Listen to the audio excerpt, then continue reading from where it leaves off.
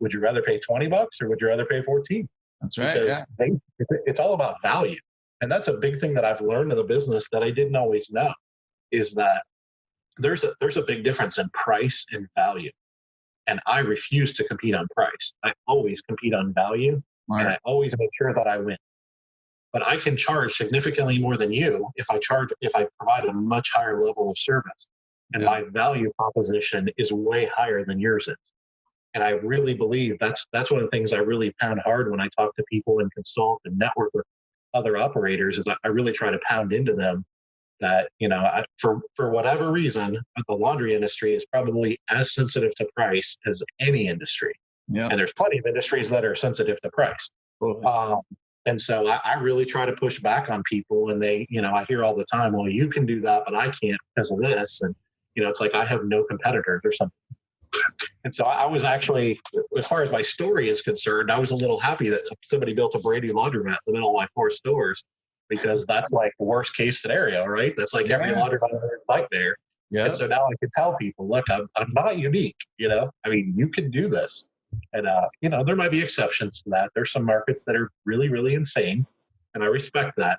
But the reality is, I think those are few and far between. I think most people are just selling themselves short, or they don't want to step up that value proposition. They like the idea of charging those prices, but they don't want to operate at that level because it's not easy. It's frankly kind of exhausting at times. I'm kind of obsessive, and I've built a team of people that are kind of obsessive with serving people, and they have the heart of a servant. They want to serve others, and they get satisfaction out of that above and beyond just their paycheck. And so we've been very intentional about that. And so I've said for 10 years, I'm building an army, and that's exactly what I'm doing, and I'm never going to stop. I love that. All right. So I'm just loving your mindset and the way that you are approaching things and the way that you're thinking about things. I think if, anybody listening to this, in whatever industry, or even if they're not in the laundromat industry for life, I think they're going to take value from that. So absolutely. Awesome. And I didn't create any of these. I stole everything that I just said. I stole every bit of it. So I don't own that. I don't own it. I just want to share it. I just want people to know, like, you can do this in this industry. Yeah, you can do it outside too. But yeah, I'm a thief in the night. I steal all kinds of good ideas.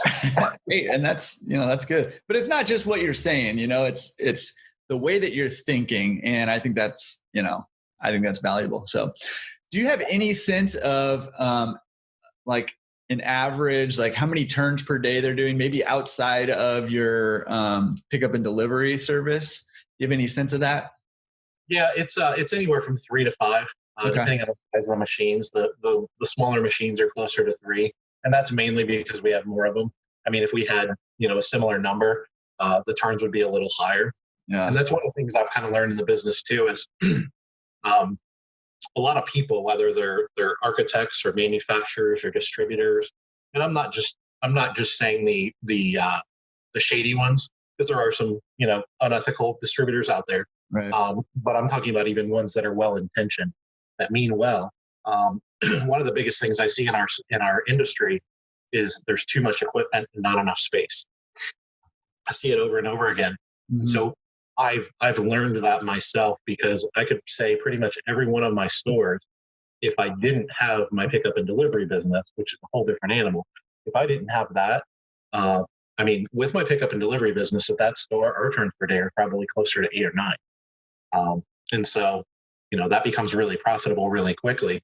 Yeah. But I believe when people are retrofitting stores, one of the mistakes I made early on was, okay, this is the footprint. It's obviously expensive to change the footprint.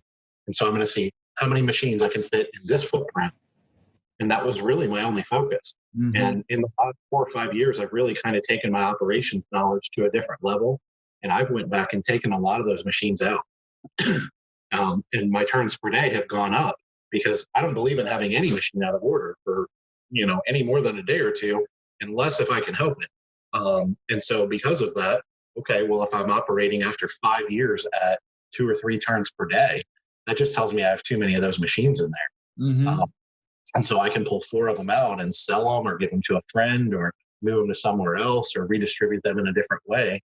And now, because all the machines are, you need more machines than you really need in your operations if you're not going to keep them all running. Mm-hmm. Because every time you lose one, you're losing capacity. And you need to keep, in my opinion, your turns per day should be 4 or 5. It should never be less than that.